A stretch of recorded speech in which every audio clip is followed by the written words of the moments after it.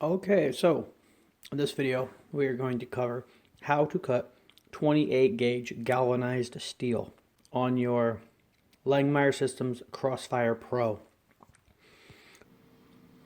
Okay, so now that this is open, typical way Autodesk software works, you always start at the left and work your way to the right. So first thing on the left, you'll notice it says source. So we click this, we go over to our source file. So this is where we're going to get our DXFs. So I need a 3, I need a 5, and I need a 2. See, I already cut some of this earlier, and these didn't work out. So what happened is I allowed these to be mirrored. So when you're cutting material this thin, you can't chip the slag off the back. So really the front side is the only usable side. You're going to kind of sand up and clean up the back. But honestly, I want that galvanized look, so I basically want the front to be untouched. So if I accidentally allow these to mirror themselves, that's an issue. So this imports these files. Now these were DXFs. It imports them in and it fills in this inside, so that way the software will automatically know which side to put the toolpath. So these were drawn not by me, but by my customer. So I'm going to go up here to the next thing on the list, so that's the nesting properties. So I just need one of each. If I wanted more than one, I would type in however many I needed. Now, these are the nesting properties. So if I wanted to allow mirroring, which if this was a thicker material where I could chip the slag off, sure, it wouldn't matter if it mirrors. But on 28 gauge, this stuff's like paper thin. So I'm not going to allow it to mirror this time because I discovered that was a problem. I'm not sure what bind does, but you can allow rotating 90 degrees, 180 degrees, 270 degrees.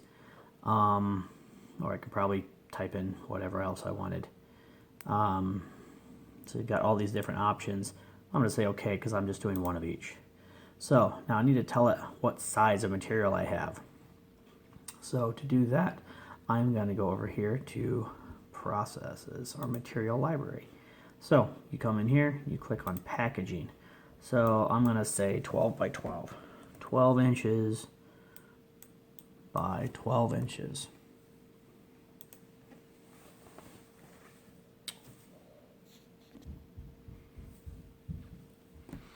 All right, also on here you'll see a cost. So if I say, I'm just going to guess, let's say it was $15 for that sheet. The nice thing about this is it's going to tell me how much each one of these costs and how much waste I have. So I'm going to go ahead and accept this. Now over here I can add additional stuff, how much space to allow in between and all that stuff. I'm just going to go with the defaults because sure, I like that.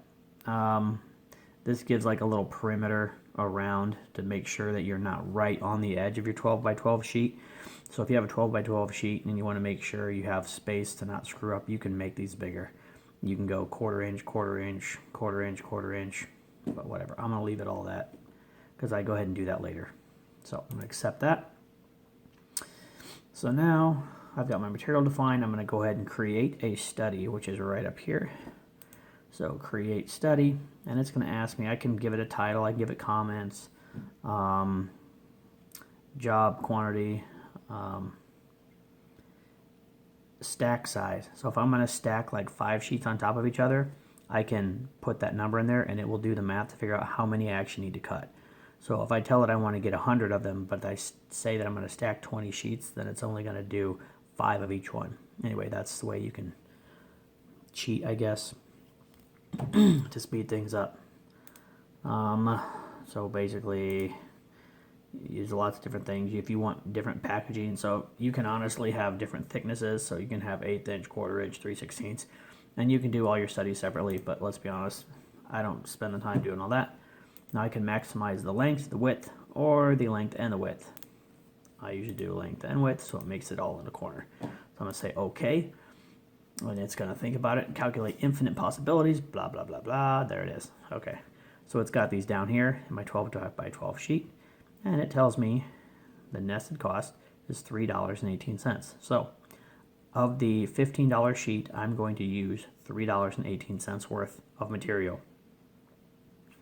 So if you want to know how much to charge people, you can take that times 100. Just kidding. You can charge whatever you want. But at least now you know how much of your sheet is being used. it's going to calculate this blue box, and it's going to do the math and say this blue box cost you $3.18 out of the $15 total, which means, and then up here, total cost, packaging cost, you can add different things up here, give you different information. Anyways, sorry, this is like, I'm trying to give you lots of detail without going into a crazy amount that it takes forever. So now I'm going to say, let's go ahead and I'm going to right click on this sheet, and I'm going to say create a 3D model. I'm going to say a multi-body part.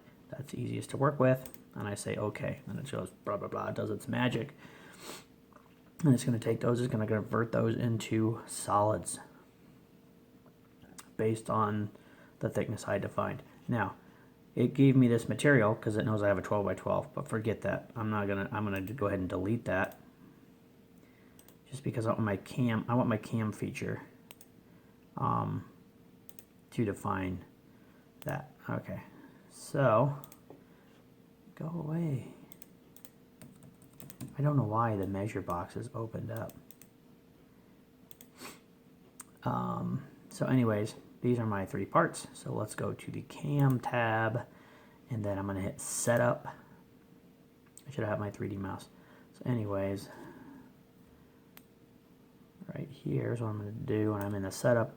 I'm going to click this corner. I want this to be my XYZ. And then I'm going to click over here, and instead of milling, I'm going to say cutting. This is just setting up your project. And then I'm going to click model, and I'm going to click each one, and it's going to define my stock based on that. Now I go over here, and I don't want any offset on the top, so I'm going to say 0. But around the outsides, I want 1/4 of an inch. So that added 1/4 of an inch all around. So now you can see, normally I use a 3D mouse, but I didn't hook it up, so I'm doing without. So it added 1/4 inch around this, so it'll be easy for me to just make those 3. So that is good. And then the post-processing, I can change all this stuff later, so I don't ever fill it in. So now that is set up. Now if I'm going to be doing, this allows me to do all kinds of different machining, as well as 5-axis machining, but today we're going to do 2D profiles. So we click on this. Now a lot of this is the same as Fusion 360. It's the same engine, it's just a little more pretty, I guess, in Inventor. So once I click 2D profile, I come over here to water jet, laser, plasma cutting. Make sure you click plasma cutting, or it's not going to post. Kerf. So I typically go with 0.055. Sometimes I go 0.06. So now 28 gauge. You're going to go at a whopping 200 inches per minute, as well as your lead-in feed rate will also be 200 inches per minute. Now this is if you're going to have, if you have the razor cut or razor weld 45. I got the one that came with the Pro, so that's 45 amps. So I'm going to go ahead and run it 200 inches a minute. So I'm going to select this right here. This allows me to select everything at once, or everything on that same plane. Now I can do all loops, I can do outer loops, or inner loops. So I'm going to do outer loops. Now, always cut your inner loops first, because if this were an 8 and I cut the 8 out and it fell through, there's no way I could cut the centers. So if you have inside and outside features, always cut the inside features first. I don't have any inside features, so I selected outside loops. Now, I don't want to just start outside, I want to always be outside. So now I just select the face, and it's going to get everything on that same plane. So it automatically selected. Now, if I didn't have this box checked, I would have to check each one individually. Now, if I wanted, I could click the arrow and it would switch sides, but Inventor's smart, I don't have to do that.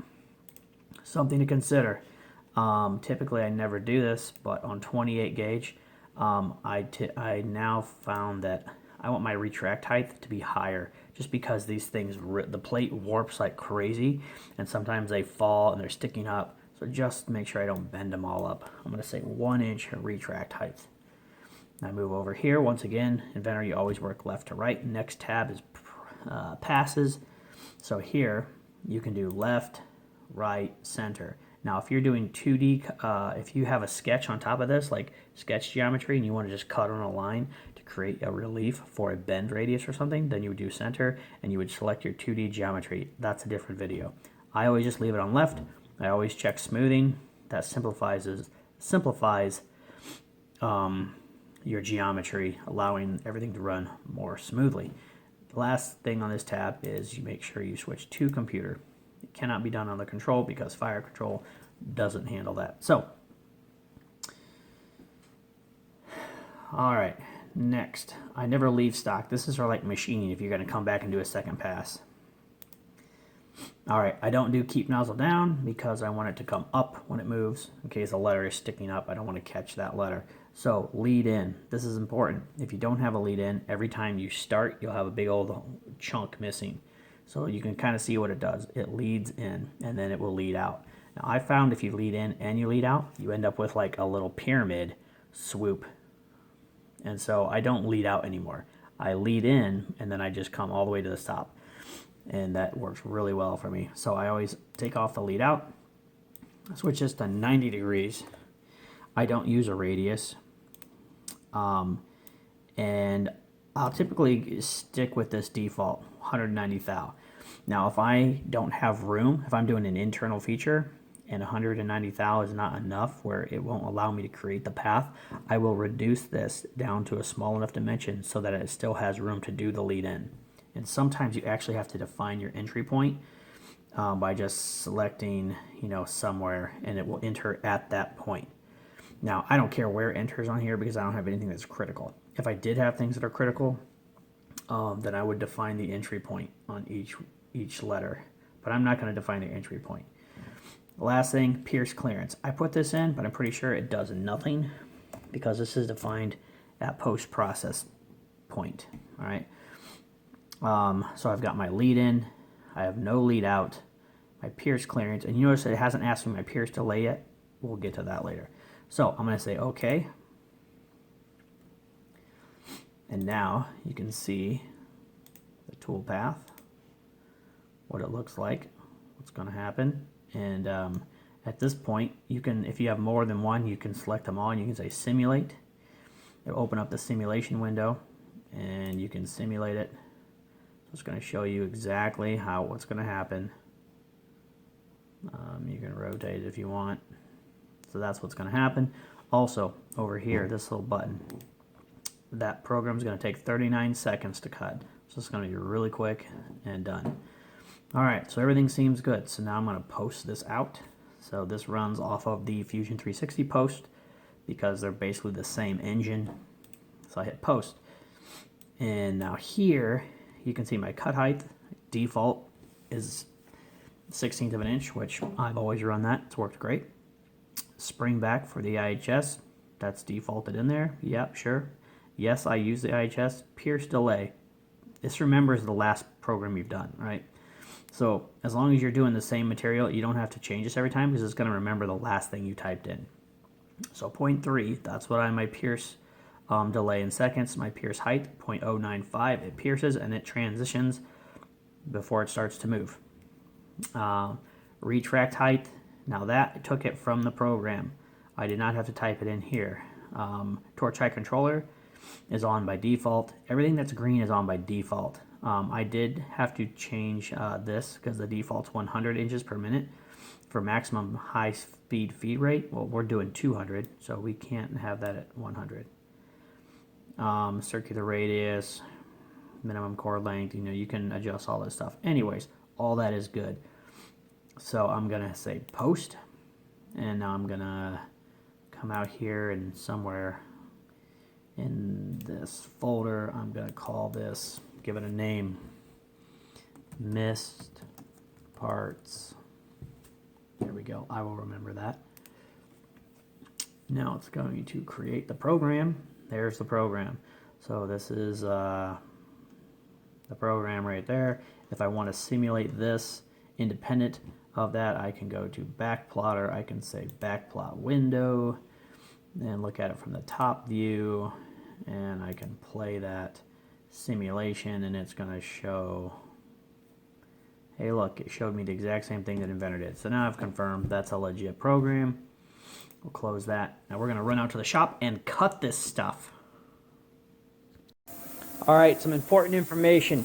When you cut galvanized steel, use a well-ventilated area and have some type of breathing apparatus. Do not breathe in the fumes. Anyways, I'm going to have to keep this off while I set up so I can talk and you guys can understand me.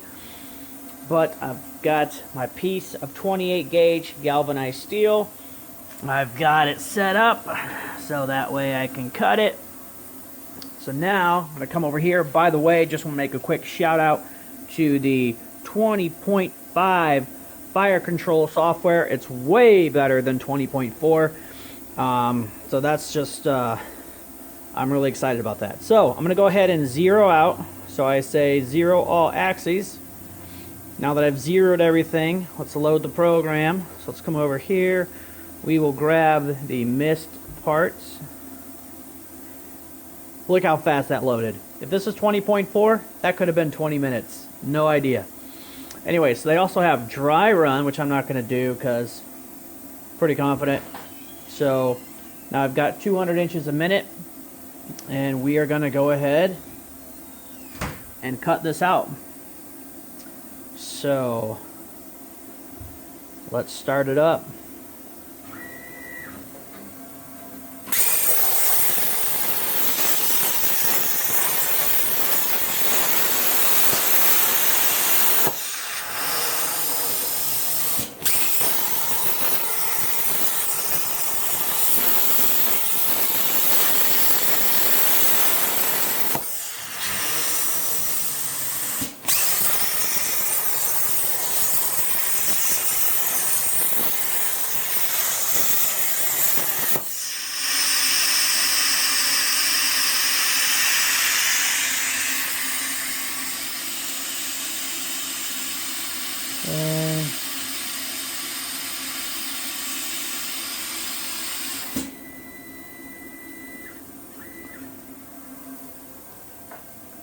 Now, 28 gauge, it cools extremely fast.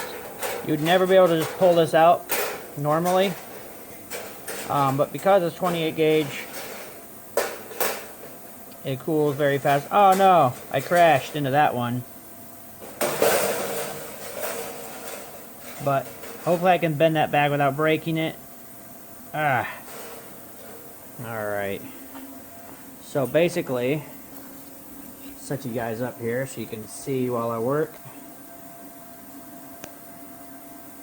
I'm going to take this little 5 and all this little soot just wipes right off.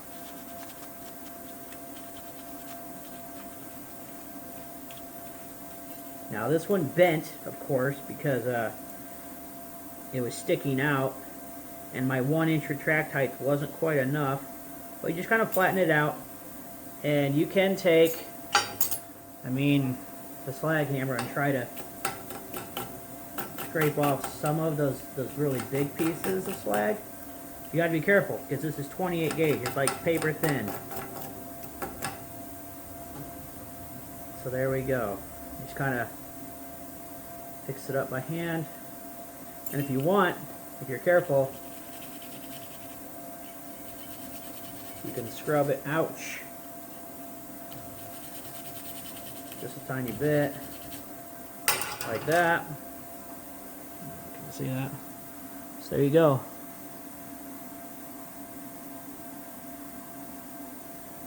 It's your 5.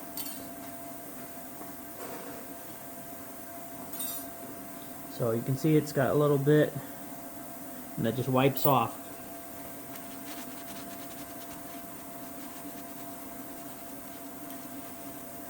And you can lay these face down on a piece of sandpaper and, just rub them around a little bit and they will turn out just fine. So there you go. How to cut 28 gauge galvanized steel. Those numbers that I showed you are for the this guy right here. Razor cut, a razor weld cut 45. You can see there that I'm set. About 70 psi, max power. Anyways, that's all I got for this time. Thanks for watching. Don't forget to like, subscribe, and share this video with other people who have a Langmuir Systems Crossfire Pro. And please don't forget to hit the notification bell. That's the most important thing. I love you guys. I'll see you next time.